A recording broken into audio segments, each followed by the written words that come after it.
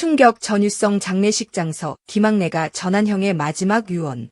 새벽 공기가 아직 새파랗게 서늘하던 9월 28일 서울 하3병원 장례식장에 모인 이들은 모두 같은 표정을 하고 있었다. 믿을 수 없다는 불신과 이제는 믿어야만 하는 체념, 그리고 곧 터져나올 눈물을 애써 누르는 비통함.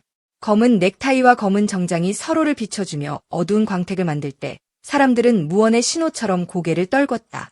코미디를 사랑했던 한 세대가 이 순간만큼은 웃음을 완전히 잃고 고요 속에서 숨만 쉬었다. 장례식장은 거대한 심호흡의 합창처럼 숨죽인 채 펄럭이는 검은 깃발 같았다. 그 순간 김학래가 입을 열었다. 형이 먼저 가 있을 거래. 떨리는 목소리가 낡은 붉은 융단 위로 떨어지자 마치 장례식장마저 깜짝 놀란 듯 천장 조명이 순간적으로 흔들렸다. 코미디계 대부라는 칭호도, 유머 한 번지의 전설도 오늘만큼은 한 인간이 남긴 채취에 불과했다. 살아생전 웃음은 공짜가 아니라 선물이라고 말하던 전유성. 그는 산소호흡기 너머에서도 농담으로 간호사를 웃겼다던 그가 남긴 마지막 유언이 이제 김학래의 입술 사이에서 세상과 마주하려 했다. 검소하게 해달라. 돈은 필요 없다. 내 무덤 대신 나무 한 그루를 심어달라. 김학래가 삼킨 침은 빛나는 유리구슬 같았다. 그는 말을 잇지 못하고 눈을 감았다. 그러자 침묵이 순간적으로 장례식장을 뒤덮었고 양력 보고를 위해 서 있던 최양락조차 손에 쥔 종이를 구겨쥐었다. 그 구겨진 종이처럼 사람들의 마음도 한순간에 주름이 졌다. 극장에서도 TV 스튜디오에서도 그토록 많은 사람을 웃기던 목소리는 이제 흙과 바람 사이로 사라지고 있었다. 하지만 전유성은 떠나는 순간까지도 웃음을 잊지 않았다. 내가 먼저 가 있을 테니까 거기서 만나자. 그가 남긴 이 한마디가 장례식장을 찢고 나왔다. 눈물을 감추려 고개를 숙인 동료들 사이에서 그래, 형 거기서 봐 라는 귓속말들이 연이어 들렸다. 그 무형의 약속은 이 땅의 어느 종교에서조차 정의하지 못한 순수한 믿음이었다. 죽음을 다음 무대라 부른 전설. 그는 마지막까지도 인생을 거대한 개그 콘티처럼 쓰고 그 마지막 장면을 직접 연출한 셈이었다. 이어진 노제는 여의도 KBS 녹화장. 새벽빛이 푸르게 내려앉은 스튜디오 앞에 검은 차량들이 줄지어 섰다. 프로듀서와 연출진, 후배 코미디언들은 손에 국화한 송이씩을 들고 어색하게 서 있었다. 모든 조명이 꺼진 무대에서는 여전히 먼지 냄새가 났고 객석 의자 사이사이에 남은 웃음의 흔적만이 고인을 맞이했다. 그곳은 전유성이 몇십 년 전 생방송의 긴장감을 배달했던 바로 그 자리였다. 방송국 특유의 메탈 트러스 사이로 새어 들어오는 새벽 공기가 차갑게 느껴지는 이유는 무대가 오늘만큼은 웃음 대신 울음의 리허설을 치르고 있었기 때문이다. 1분간 실컷 울자 김학래가 다시 외쳤다. 순간 울음이 파도처럼 번졌다. 박준영이 손수건으로 입을 틀어막으며 흔들리듯 울었고 이수근은 사회자의 임무를 잊은 듯 마이크를 내려놓았다. 울음의 물결은 한 사람 한 사람을 전염시키며 이곳이 슬픔의 대극장임을 증명했다. 최양락의 어깨가 들썩였고 팽현숙은 떨리는 목소리로 형님, 편히 가세요 라고 속삭였다. 누군가가 흐느끼며 바닥에 무릎을 꿇었고 스튜디오 천장은 마치 눈물을 흡수하는 거대한 천막처럼 고요히 그 울음을 받아냈다. 그러나 울음을 뚫고 마지막 유언의 두 번째 행이 고개를 들었다. 살면서 가장 비싼 건 웃음이었다. 그러니 남은 인생에서 웃음을 함부로 깎아 팔지 말아라. 이 한 문장이 전달되는 순간 누군가는 벅찬 듯 박수를 쳤다. 탈의실을 떠올리게 하는 낡은 냄새가 실내를 스치며 모두의 가슴 속에 각자의 첫 무대가 떠올랐다. 조명을 맞으며 웃음 대신 떨림을 맛봤던 그 순간. 그 떨림 속에서 전유성이 생애 전부를 걸고 외쳤던 개그는 사람을 살린다는 명제가 되살아났다. 장애위원장 김학래는 애써 눈물을 거두며 말을 이었다. 형은 우리에게 마지막으로 두 가지를 당부했다.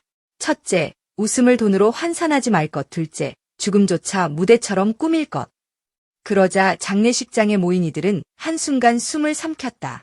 죽음이란 무대, 그 무대의 조명은 어둠이고 관객은 별빛뿐일지라도 고인은 그곳에서도 개그 콘티를 짜고 있을 것 같았다.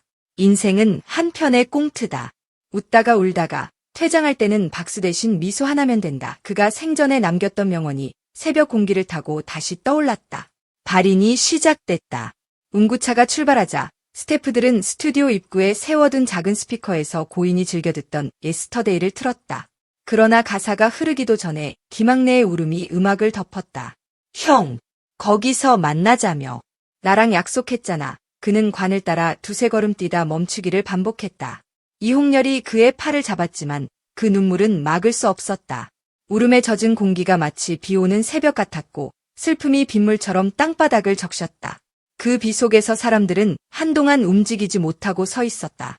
운구차가 꼬리를 돌려 도로로 접어들 때 장례식장 앞에 모여있던 후배 코미디언들은 갑자기 박수를 쳤다. 웃음 대신 슬픔으로, 희극 대신 비극으로 끝난 마지막 무대였지만 그들은 박수를 선택했다. 잘 가요, 선배님.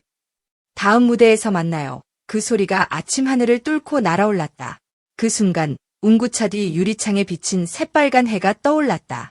그 붉은 빛은 마치 무대막이 내려간 직후 켜지는 EXIT 사인 같았다.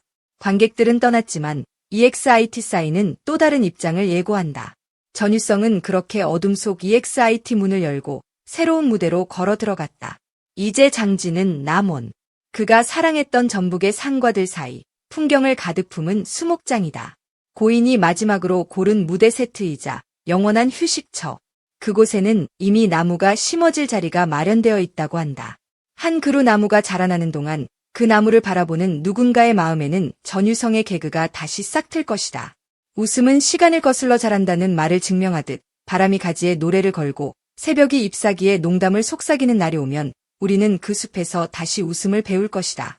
장례식장을 떠나는 마지막 버스 창문에 김학래가 비쳤다. 그의 눈은 이미 붉게 부어 있었지만 입가에는 희미한 미소가 걸려 있었다. 형, 나도 준비하고 있을게. 버스가 움직이자 도시의 빌딩들이 뒤로 흐르고 웃음과 눈물의 경계도 서서히 흐려졌다. 그 경계를 넘어가는 순간 김학래는 속삭였다. 웃음은 형이 맡아. 나는 눈물 담당이야. 다음 무대에선 둘 다 완벽하게 준비해 와. 그 말 한마디에 버스 안에서 누군가 웃음 섞인 훌쩍임을 내뱉었다. 기묘하게도 그 울음소리는 곧 크고 작은 웃음으로 변했고 사람들은 서로를 바라보며 고개를 끄덕였다. 울음과 웃음, 결국 같은 무게의 진실이었다. 전유성이라는 거대한 별이 스스로의 시나리오에 따라 사라진 자리. 그 공백은 분명 큼지막한 구멍처럼 보인다. 그러나 그 구멍 속에는 그의 마지막 유언이 메아리 친다. 웃음을 팔지 말고 인생을 무대로 삼아라. 그 울림이 퍼져나가는 동안 우리 모두는 각자의 삶이라는 스포트라이트 아래 서 있다. 언젠가 막이 내려가는 날, 우리도 누군가에게 마지막 농담 한 줄 남길 수 있을까? 그리고 그 농담이 누군가의 인생을 단 한 번이라도 더 웃게 만들 수 있을까? 새벽은 그렇게 밝아왔다. 장례식장의 조명이 하나둘 꺼지고 빈 의자들이 깜박이는 EXIT 사인만을 바라보았다. 하지만 그 EXIT 사인 너머에 새로운 무대와 새로운 관객이 기다린다는 것을 우리는 이미 알고 있다. 전유성이 먼저 가서 조명을 맞추고 컷소리를 준비하고 대본을 다듬고 있을 것이다. 그리고 우리 모두가 그 무대에 오를 때 그는 관객석이 아닌 조명 뒤에서 살짝 웃으며 손뼉을 칠지도 모른다. 컷! 완벽했어. 자, 다음 씬으로 넘어가자. 그 순간 우리 역시 같은 대사를 을조릴 것이다. 형, 정말이지. 다음 씬에서 만나요.